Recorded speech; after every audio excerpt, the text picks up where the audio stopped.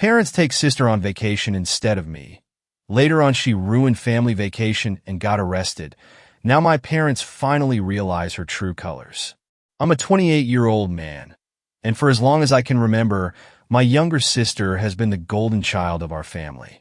She's 25 and has always been the center of attention, praised endlessly despite her constant mistakes, while I, the responsible one, was either overlooked or criticized for not doing enough. Growing up, it was frustrating but manageable. As an adult, though, the favoritism became unbearable. It all came to a head a few months ago when my parents announced they were planning a family vacation. They excitedly asked for my input, telling me it was long overdue for us to spend quality time together. I felt a glimmer of hope that maybe this time I'd be treated as an equal. But that hope was short-lived. A week before the trip, I got a call from my mother. "We've been thinking," she began hesitantly, "and we've decided that it might be better if just your sister came with us." I was stunned. "What? Why?" "Well," she stammered, "she's been under a lot of stress lately, and we think this trip could really help her relax. You're doing so well with your job and everything. You don't really need a vacation." I couldn't believe my ears. "You're serious? You asked for my input, made it seem like this was for all of us, and now you're excluding me?" Again, she sighed. "It's not like that. We'll plan something else for you later." I hung up without another word. This wasn't new, but it hurt just the same. They always prioritized my sister, no matter what she did or didn't do. While they were off enjoying their vacation, I kept myself busy with work and friends. But then a couple of days into their trip, I started getting strange messages from extended family members. One read, "You dodged a bullet by not going. Your sister is at it again." Another said, "Call me when you can. You won't believe what's happening." Curiosity got the better of me, so I called my aunt. She wasted no time spilling the tea. Apparently, my sister had turned the vacation into a personal disaster. She'd maxed out my parents' credit cards on luxury shopping sprees, argued with hotel staff, and even gotten into a screaming match with another guest. The final straw? She was arrested after vandalizing a rental car in a drunken tantrum. I was furious, but not surprised.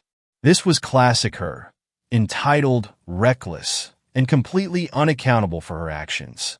My parents had always enabled her behavior, so of course, she thought she could get away with anything. But this time, the consequences were too big to ignore. When my parents returned, exhausted and humiliated, they called me for support. "We're so overwhelmed," my mother said, her voice trembling. "Your sister made a mistake, and we need your help to figure this out." I couldn't help but laugh bitterly. "You want my help now? After excluding me from the trip?" "It's not about that," my father interjected. "She's your sister, and family sticks together."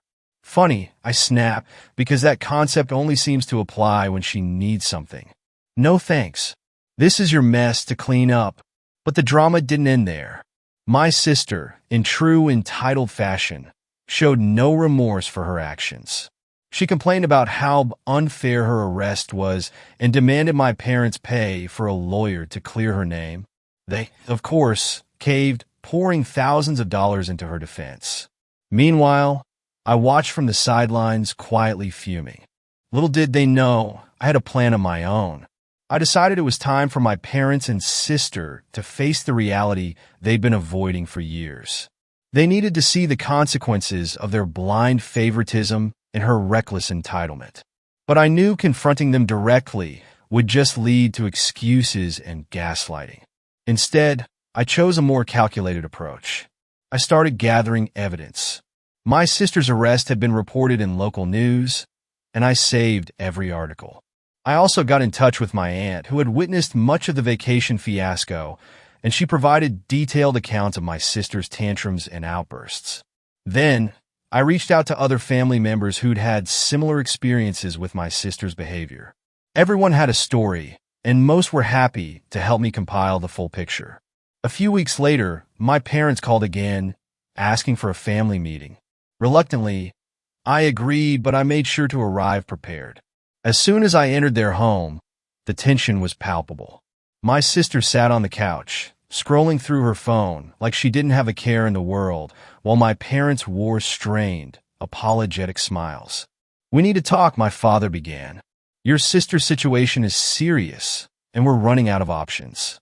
We were hoping you could contribute financially to help us cover her legal fees." I blinked, stunned by their audacity. "You're kidding, right? You want me to bail her out after everything she's done?" "She's your sister," my mother pleaded, "and we've always supported you when you needed help." That was the final straw.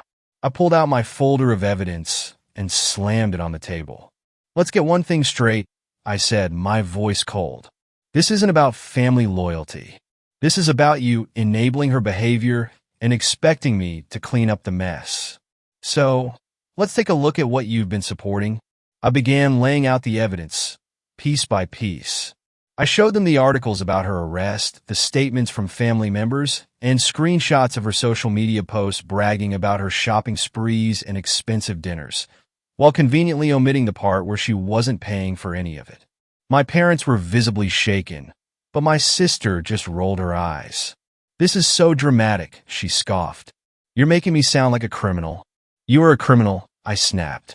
"You destroyed a rental car, got arrested, and now you're expecting everyone else to fix it for you. Do you even hear yourself?" She opened her mouth to retort, but I cut her off. "And don't think I don't know about the time you borrowed money from our relatives and never paid them back. Or the time you stole from mom's purse to fund your night out. This isn't a one-time mistake, it's a pattern." For once, my parents had no defense. My mother tried to change the subject, saying, "This isn't helping. We need to focus on moving forward." I shook my head. Moving forward starts with accountability. And for the record, I'm done being the family scapegoat. You made your choice when you prioritized her over me, so don't come crying to me when it backfires. I stood to leave, but not before delivering one final blow. "Oh, and if you think you can guilt-trip me into staying, think again. I'm officially done enabling this circus." As I walked out, I felt a weight lift off my shoulders. But I wasn't done yet. After leaving that meeting, I resolved to show my parents just how their favoritism had damaged not only our relationship, but also their own lives. I wasn't content with simply walking away. My sister needed to face real consequences for her entitlement, and my parents needed a wake-up call that couldn't be ignored. The first step was reaching out to the car rental company that my sister had scammed. I provided them with details about her social media posts bragging about how she managed to outsmart them by faking a dispute. They were understandably furious and promised to escalate the matter. Sure enough, within a week, she was hit with a lawsuit for damages, and the rental company wasn't backing down. Next, I contacted some of the relatives she had borrowed money from and never paid back. I encouraged them to file small claims cases against her. A few of them had been hesitant, fearing family drama, but once I assured them I wouldn't side with my parents, they felt emboldened. Soon, my sister was drowning in legal battles she couldn't ignore. Meanwhile, I began cutting off the financial support I had been providing to my parents. Over the years, I had helped them cover expenses when they were short on cash, but it was clear now that my money had indirectly funded my sister's reckless behavior. I sent them a polite but firm message.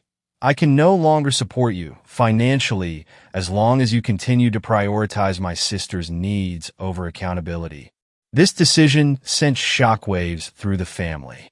My parents called repeatedly, alternating between guilt-tripping and outright anger. "How could you abandon your family like this?" my father fumed during one call. I didn't waver. Abandonment? Really? That's rich coming from the people who left me behind on vacations, ignored my needs, and expected me to fix the chaos my sister caused. "I'm not abandoning you. I'm setting boundaries." My mother tried a softer approach, saying, "But we're your parents. We made sacrifices for you growing up, and I appreciated those sacrifices," I replied. "But you don't get to use them as leverage to excuse decades of enabling and favoritism. You chose your golden child. Now live with the consequences." At the same time, I started reaching out to extended family members who had seen the favoritism firsthand. I wanted to make sure they knew the full story. Most of them had already suspected my parents were enabling my sister, but hearing the details left them appalled. The support I received from them was overwhelming, and many of them began distancing themselves from my parents and sister as well. Things escalated when my sister tried to manipulate her way out of the lawsuits by claiming she was struggling with mental health issues. It was a blatant lie, and I knew it. So, I provided evidence to the court, including her social media posts and text messages where she laughed about faking sympathy to get people off her back. The judge wasn't impressed, and her attempt to play the victim only made things worse. By this point, my parents were in full panic mode. My father even showed up at my door unannounced, begging me to intervene. "She's your sister," he exclaimed. "Family sticks together no matter what." I met his gaze, unflinching.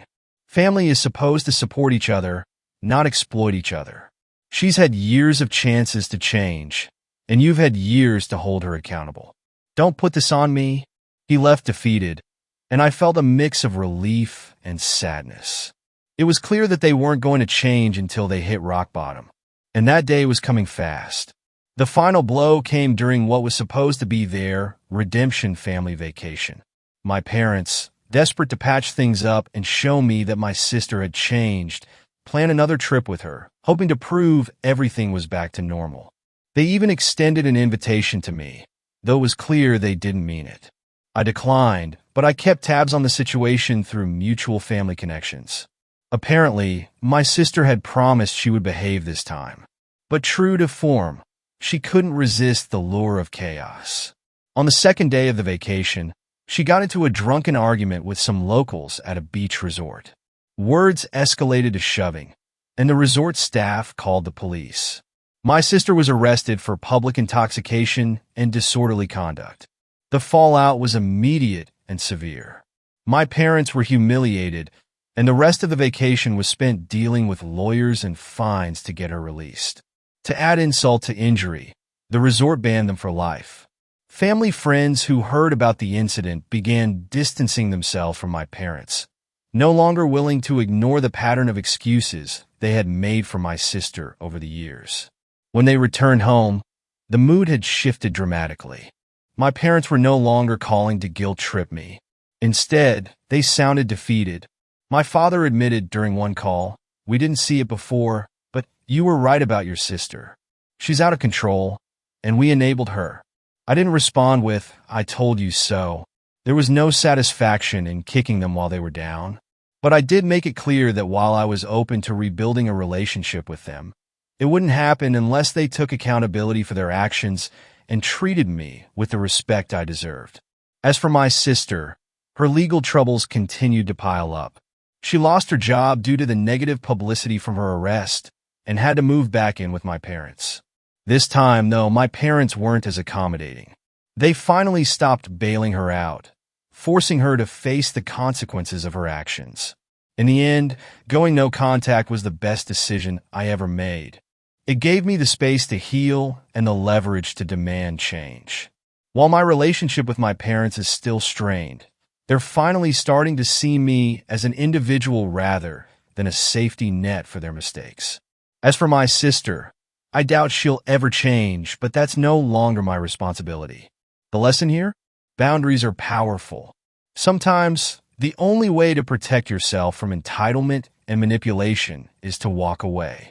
And if people truly care about you, they'll find a way to meet you halfway. If you enjoyed reading this and want more stories of entitled family drama and satisfying revenge, hit that subscribe button. Who knows? The next story might just be about someone in your own life.